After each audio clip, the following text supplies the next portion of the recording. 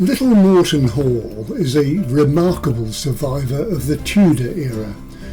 Nestled in the Cheshire countryside, this wood-framed, moated manor house stands as a testament to craftsmanship, resilience, and to the members of a single family who can be traced back to the marriage of Lettice de Moreton in 1216.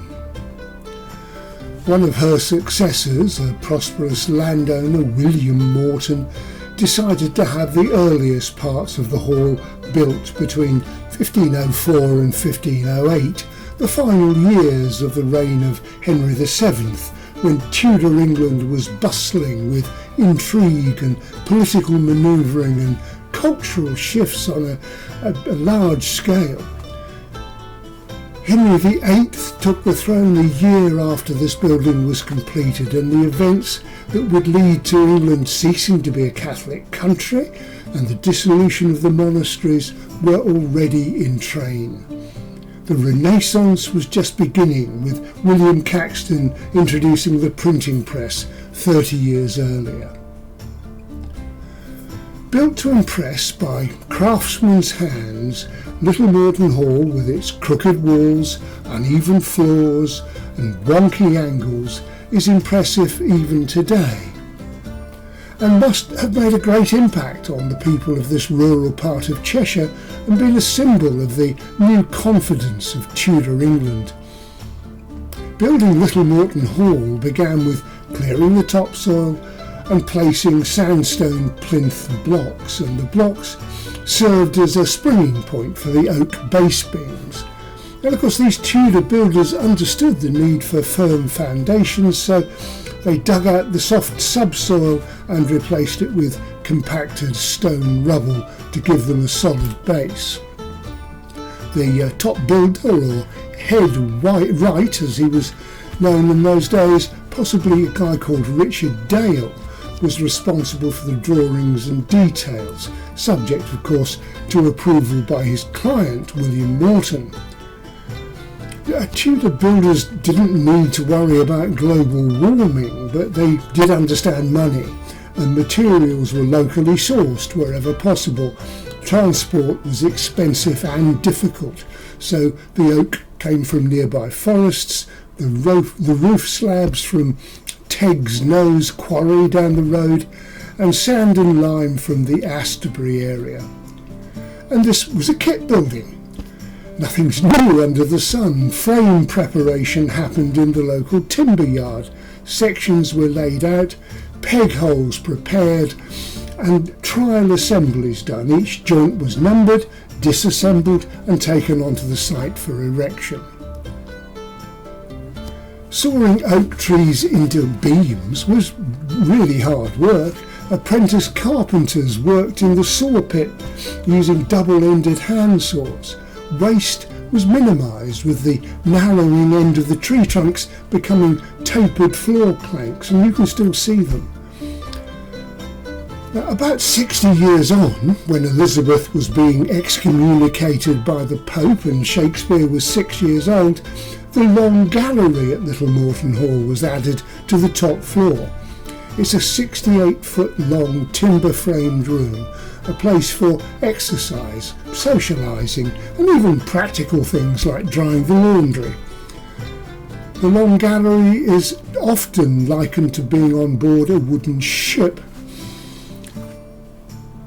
Its weight is responsible for much of the wonkiness you see in the hall. The arch-braced roof trusses were designed to support the weight of a stone slate roof, yet despite its length, the gallery remains remarkably straight.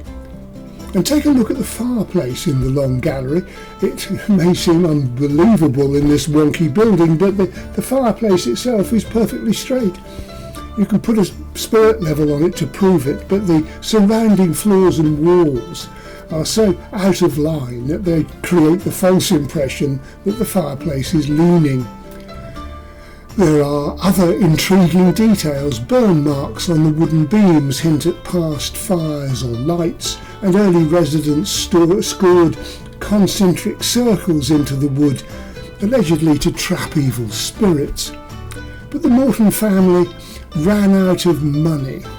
and most moved to London to become clergy, lawyers, or take up some other merchant class occupations. The hall was leased to tenant farmers. By the late 19th century, Little Moreton Hall was in a state of near dereliction. Its once grand timbers sagged and its history seemed to fade into the Cheshire landscape. But the family had shrunk, and by late Victorian times all the money and the hall passed to Elizabeth Moreton, an Anglican nun. And Elizabeth's love for the hall sparked a restoration mission. She rolled up her sleeves, at least metaphorically, dusted off the memories and set about breathing life back into these ancient timbers. Naturally, the chapel received special attention. This is a nun, after all, and Elizabeth meticulously refurbished it, ensuring that its sacred space regained its former glory. But this was also a Victorian restoration with little of today's sensibilities. But Elizabeth's efforts extended beyond aesthetics, and she may well have been responsible for a crucial structural intervention, the insertion of steel rods to stabilise the long gallery. And these unobtrusive rods helped counteract that wonkiness, ensuring the gallery's weight didn't further distort the whole building. In fact, Elizabeth's dedication saved Little Moreton Hall from oblivion, and she agreed to bequeath it to her only relative, her cousin, Charles Abraham, the Bishop of Derby, on condition that he didn't sell it, and he inherited her estate in 1912. By 1938, the Bishop transferred ownership of Little Moreton Hall to the National Trust, which then took on the monumental task of restoring this Tudor masterpiece. It was a slow start as the Second World War intervened and they had to build a new home nearby for the tenant farmer. Extensive repair and restoration work followed, including re-roofing, restoring elements of the original appearance back in Tudor times, and even removing some painted patterning added during Elizabeth's restoration efforts. And even today there's scaffolding in place on parts of the building as rotting timber is replaced and chimneys repointed.